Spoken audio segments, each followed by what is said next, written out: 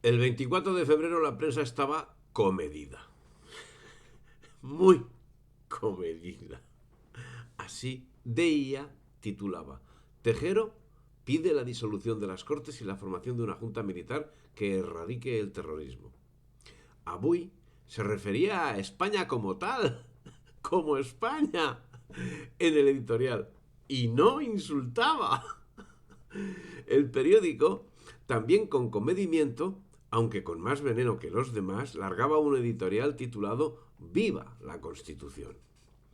El diario de Barcelona titulaba Valencia durmió aterrorizada, cuando la verdad, según contaba Fernando Vizcaíno Casas, era bien otra, ya que en la ciudad desapareció por una noche la delincuencia y se podía caminar sin peligro de ser asaltado. Quienes únicamente pasaron miedo aquella noche de esperanza fueron los delincuentes, aprovechando la situación la sopa de letras LCR, MCC, NE, PSUC, PTC, etcétera. Hizo un llamamiento a la huelga general, pero el pueblo no la secundó. El 24 de febrero todo el mundo estaba en su puesto de trabajo y don Antonio Tejero en el suyo, hasta las 12:05, cuando finalmente depuso las armas y tras negarse a exiliarse fue detenido por las fuerzas represivas del sistema. Y es que todo, al parecer, estaba preparado por la Casa Real para fortalecer la figura del rey. Todo era una jugada. Así, el 24 de febrero, los titulares de los periódicos de todo el mundo podían decir: el rey aborta el golpe de Estado. Efectivamente, su figura fue la única que de momento salió reforzada tras el 23F. Partidos políticos y centrales sindicales expresaron su total adhesión al rey.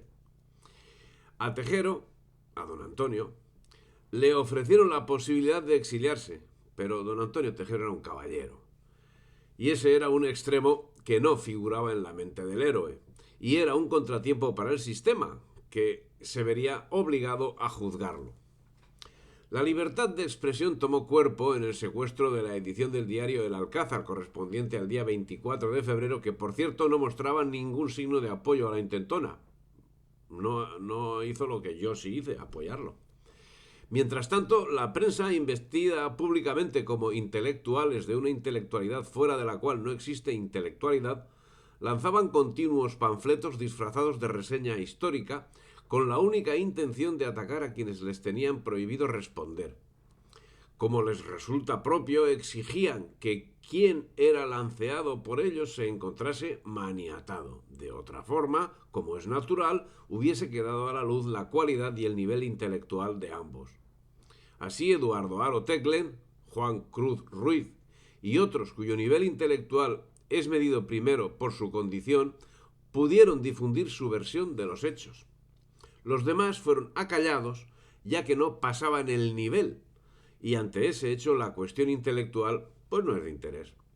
Entre el lanceamiento de moros se produce en el seno del pueblo español un hecho sumamente lamentable, consecuencia de la avaricia y la incompetencia de la clase política.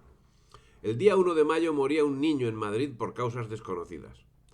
Las investigaciones que comenzaron en ese momento llevaron a detectar una rara y nueva enfermedad en España que afectaba rápidamente a un importante número de personas. En los primeros días surgieron diversas hipótesis de urgencia sobre el origen que desencadenó la epidemia hasta que el gobierno anunció por televisión que la culpa de todo la tenía una partida de aceite de colza desnaturalizado, distribuido en venta ambulante. Los industriales y comerciantes que intervinieron en el proceso de importación, manipulación y distribución de este aceite fueron quienes se sentaron en el banquillo de los acusados. Pero a lo largo de los años siguientes, una serie de científicos evidenciaron que el aceite presuntamente tóxico no pudo haber sido el causante de la tragedia. Este nuevo extraperlo afectó a 20.000 personas y se llevó la vida de cerca de 700. Pero la verdad del asunto no ha llegado a ser determinada.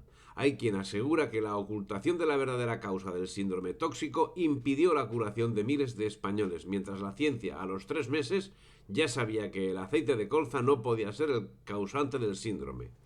El poder acusaba y encarcelaba a los industriales del aceite de colza, mientras la ciencia, a los 8 meses, ya sabía cómo curar los afectados. El poder ocultaba a más de 60.000 enfermos la posibilidad de su curación. A los muertos por síndrome del aceite de colza se siguen incorporando los muertos por el síndrome del terrorismo.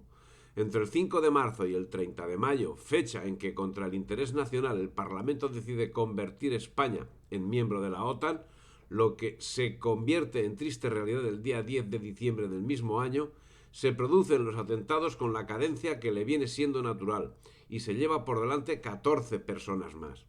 El sistema se consolida a pasos agigantados, al mismo ritmo que se descompone España y los españoles mueren. En estas fechas, el árbol demográfico entraba en el 5.º año de claro retroceso, que ya sería imparable hasta nuestras fechas, hasta 2025. En este año, los mayores de 15 años marcaban el punto de inflexión por el que la población sería cada vez más vieja. Y en el 2025 se extrañan. Si esto estaba cantado. Las diferencias entre el número de quienes tenían 15 años y el de quienes tenían 5 años eran mínimas, pero empezaban a marcar una clara evolución negativa. Los habitantes de 15 años representaban el 0,9% de la población, mientras que los recién nacidos no llegaban al 0,8%. Los bancos comenzaban a frotarse las manos y a preparar una nueva fuente de ingresos. ¿Cuáles eran los planes de pensiones? Las administraciones, por su parte, pasaban sobre el asunto sin mostrar ningún interés aparente, conociendo como conocían la banca que esa evolución acarrearía graves problemas en muchos ámbitos y en concreto en el de previsión social, que lejos de preocuparse por dar estabilidad a unos fondos creados para la atención de las pensiones, los dilapidaban en el mantenimiento gratuito de 2 millones de parados. El día 7 de julio, las Cortes aprobaban el asesinato de la familia. Con la ley del divorcio, aseguraban, iban a arreglar la vida de miles de familias rotas que se veían forzadas a una convivencia indeseada.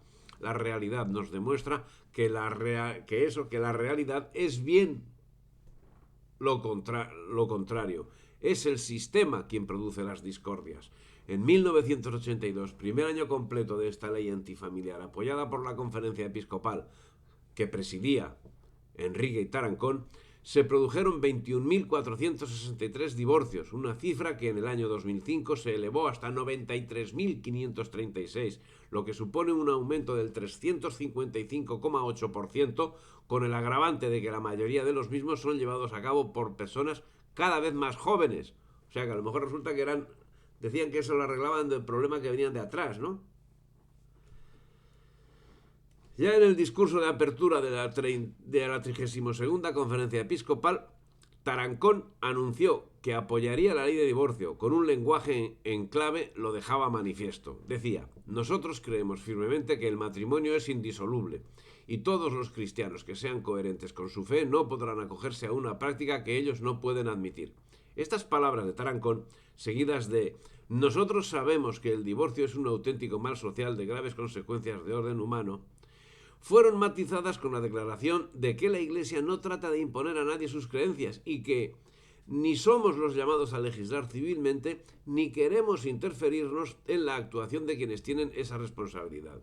De esta manera, si la Conferencia Episcopal aprueba la tesis inicial del cardenal Tarancón, la Iglesia reafirma los pactos Gobierno-Santa Sede firmados en enero pasado y que permitirán, en cuanto dichos acuerdos se publiquen en el Boletín Oficial del Estado, comenzar las separaciones por los tribunales civiles de los matrimonios católicos. Eso afirmaba el periódico El País de 20 de noviembre. Por su parte, el obispo Iniesta, colaborador de Tarancón, había declarado cosas como las siguientes: creo que la sociedad que busca el marxismo es extremadamente coherente con mis planteamientos. La sociedad que yo desearía es una sociedad socialista en el más amplio sentido de la palabra. Y la inclusión en un programa socialista de la legalización del divorcio no me haría cambiar de opinión. Mi conciencia, añade, rechaza el aborto totalmente, pero mi conciencia no rechaza la posibilidad de que la ley deje de condenarlo como un hecho delictivo.